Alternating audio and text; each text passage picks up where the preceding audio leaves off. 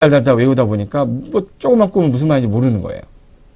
그럼 이제 구속적 계획 한번 봐볼게요. 자, 이번엔 구속적 계획은요, 수립이란 말 안 쓰고 뭐라고 하죠? 입안에서 결정한다는 말을 쓰는데, 얘도 마찬가지로 입안할 때 기초조사 하여야 한다고 주민 의견을 들어야 되는데, 아까 전에 비구속적 계획은 들어봤었죠? 공청회로.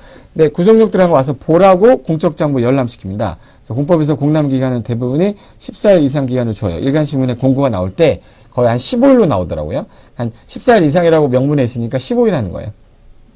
그리고 공람할 때 아까 사람들이 막 의견을 제시하러 막 사진에서 봤었죠. 근데 그때 지방의회 의견도 들어라. 이때 다 오질 않으니까. 그래서 의견 제시, 지방의 의견 제시 나오면 의견 제시는 전부 다 30일 이내 해라 이렇게 돼 있어요. 그럼 이제 입안권자가 이 안을 작성해서 이 안을 윗사람한테 결정 신청하면 협의하고 뭐만 하면 돼요? 심의. 그럼 결정 신청에 따라 심의하고 결정이 되면 이때 결정된 내용에 대해서 도시군관리계획 같은 경우는 지형도면이라는 걸 그려서 어느 지역까지가 현재 용도지역이 지정돼서 이렇게 개발하겠다라는 걸 보여줘야 돼요. 그걸 이제 지형도면 작성이라고 하는 겁니다. 그래서 이렇게 해서 고시하는, 지형도면 고시가 되면 효력이 발생한다. 이렇게 진행을 하는 거예요. 그러니까 결론은 구속력이 들어가는 계획은 효력이 있다. 효력이 있으니까 일반 국민의 구속력이 있다. 구속력이 있으니까 그 구속력에 대해 이의가 있으면 행정쟁송 제기할 수가 있다. 요것만 알면 모든 문제는 다 풀립니다.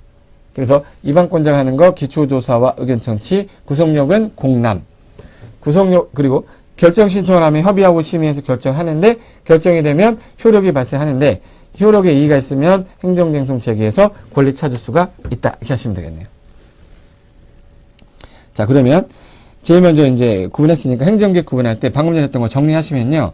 비구속적 계획하고 구속적 계획. 자, 비구속이란 말이 나오면 광역 기본 종합 들어가는 계획은 전부 다 비구속적 계획이다. 그래서 종류 보시면 국토종합계획, 광역도시계획, 정비기본계획, 주택종합계획, 도시군 기본계획. 전부 다 기본종합 광역 들어갔으니까 방향 잡는 계획이라 수립해서 무슨 절차고 승인.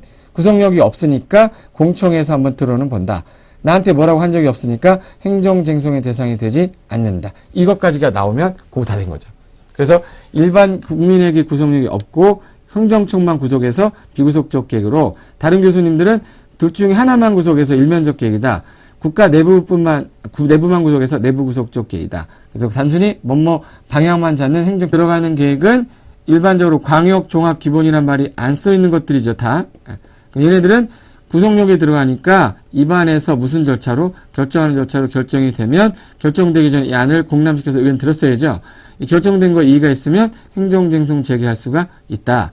왜? 행정기관이 뭐뭐해라 처분, 즉 행정처분했기 때문에. 즉 국민뿐만 아니라 일반 국민에다가 행정청 둘 다 구속해서 대내외적 구속력을 모두 갖는 계획으로 양면적 계획이다. 그래서 이 두 가지 구분하는 거. 요게 제가 기존에 어떤 공부를 하셨던 분들이 요 내용 지금 한 10분 한 거 듣고서 1년 동안 이해 안 됐던 게 이해됐다고 저한테 얘기해 주셨던 부분이 이 부분입니다.